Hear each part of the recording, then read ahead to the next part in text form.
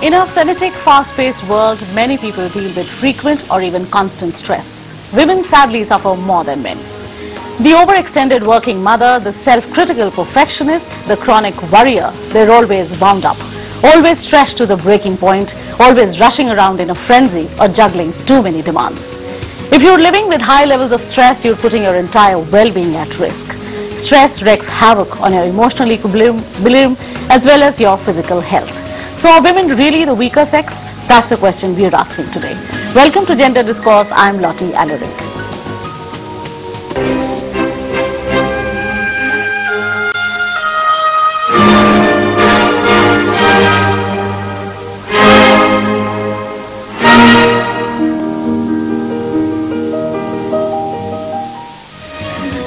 To carry this discussion forward, I have in the studio an eminent panel of guests. It is my privilege to welcome Dr. Mubin Zehra, who's a social analyst and a columnist.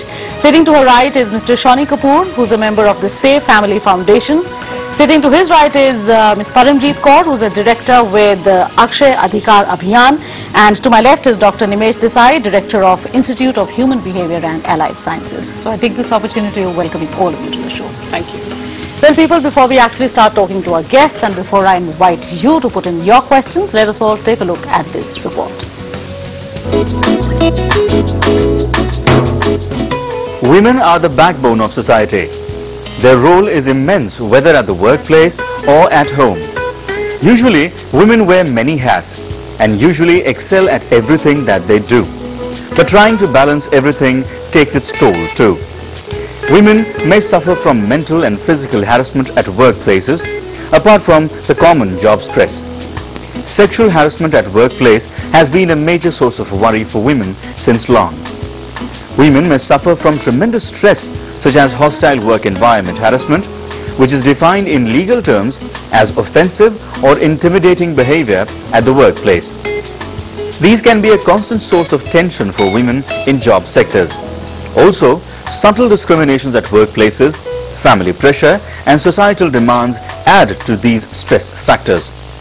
The multiple roles that women find themselves compelled to play these days often bring about a major energy leak both at the physical as well as psychological level. One might argue that men too face stressful situations at the workplace. True enough, but then very few men are called upon to give their 100% equally at work and at home. Therefore, it is very important for women not to fall into the trap of depression and take charge of their lives. Yes, we all know that women not only play double roles, they play many roles at the same time. So Mubin, as a social analyst, what would you say? That the social pressures on women are much more than they are on men?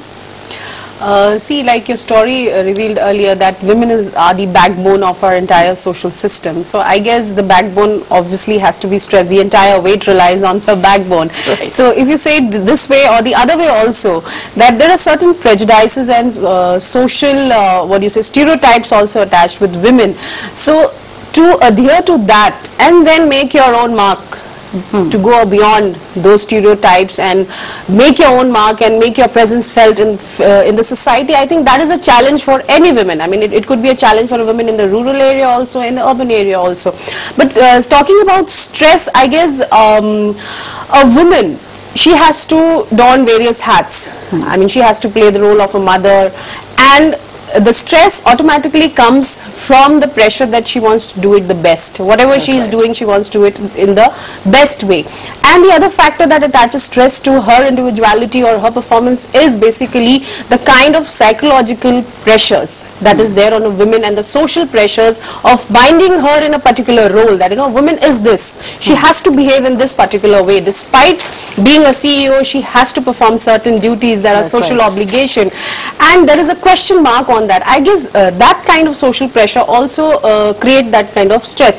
But having said that, I believe that women are, I mean, maybe biologically there might be various theories, that's still a question mark, but psychologically and socially a woman can take more of stress and do better. I guess the stress factor on her more in the society itself reflects that she's able to take more stress and perform. Well, that's spoken truly like a woman, but let's have the view of the gentleman sitting next to her. So Shani, do you agree with whatever she said, or what is it you'd like to say? See, Lottie, in our society, we say that the female is the Shakti. So we always say Adi Shakti Namunama, and that is how we start the prayer.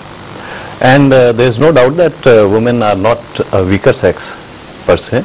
They are the stronger sex, and go to any man and he'll say that his mother, wife, sister, friend, girlfriend, and that is what he relies upon.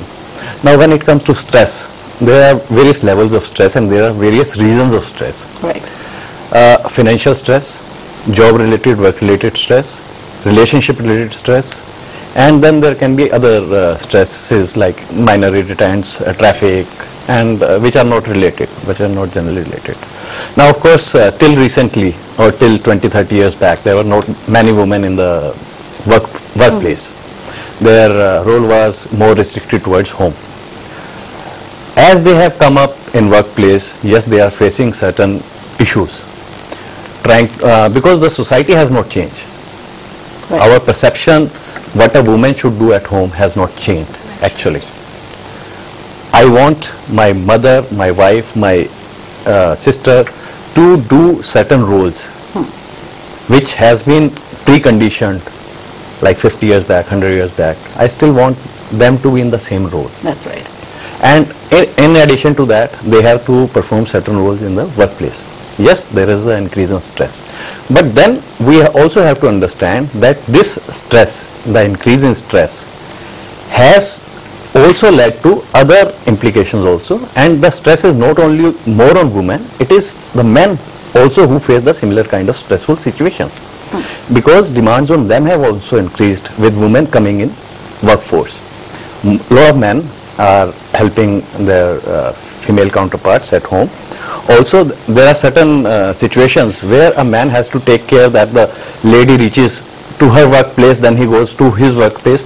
You know, so this is a whole gambit. You know, we cannot pinpoint that yes, the stress has increased on this particular factor more and that more. Okay. And of course, still till date, even if a woman is facing certain issues at workplace, she can very well sit back at home, because then she comes back to the same role. That my role is at home, but which a man cannot do. Then I think she said the woman's role at home, we all know what it Yes, is. I agree with that. I guess the notion and the idea itself that women is associated with domesticity only. Right. You know, it's two ways. I mean, if she's performing also, doing well also, that's also bringing stress. And even if she's not doing, despite her domesticity, if she's not able to do well in her professional field, that is also bringing stress. Right. So Well, the question let's have Paramjeet's view on this now. Paramjeet, what would you like to say here? I would say certainly I agree with some of the things, like women's world has definitely increased, and while the value system and the traditional expectations from the same women are almost the same.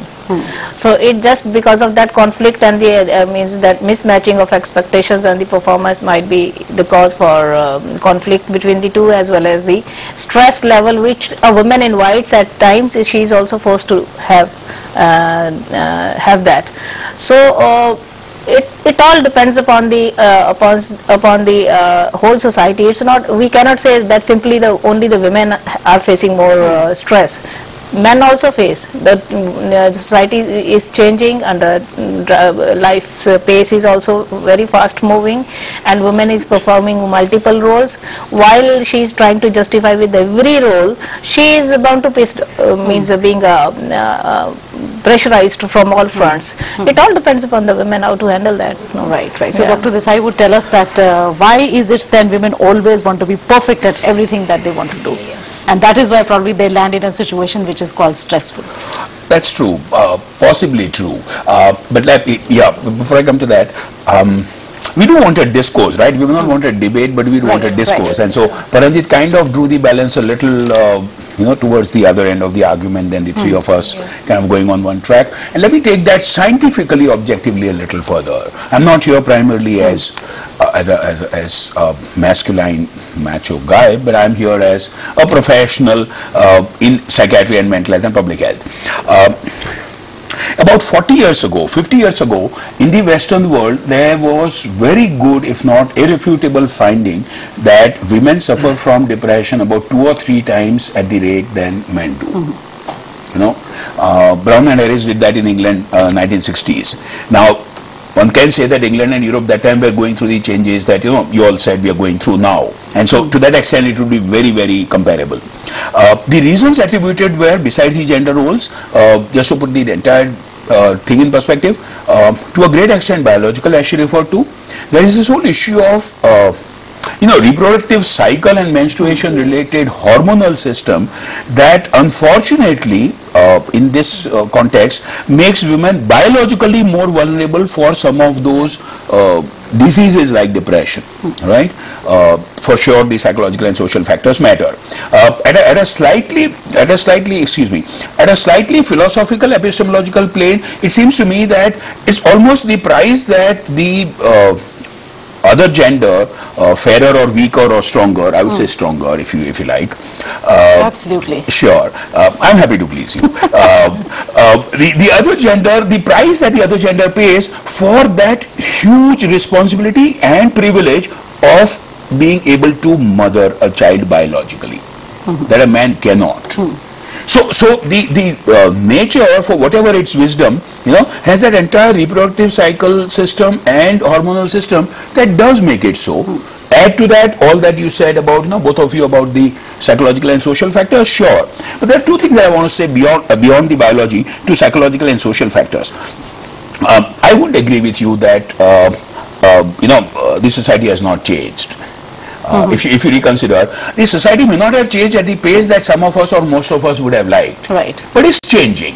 The second and the most important thing to my mind is that the relationship between man and women, or man and woman, or man and women, is so interdependent. I mean, men have, yes, for centuries exploited women in a number of ways, and there can be no denying that ever. But can the two genders be independent and impervious to what's happening to the other gender? It can't. Right? So as the roles are changing, sure, men, as Param said, are also going through their own issues of adjusting to that changing role, having to play that role.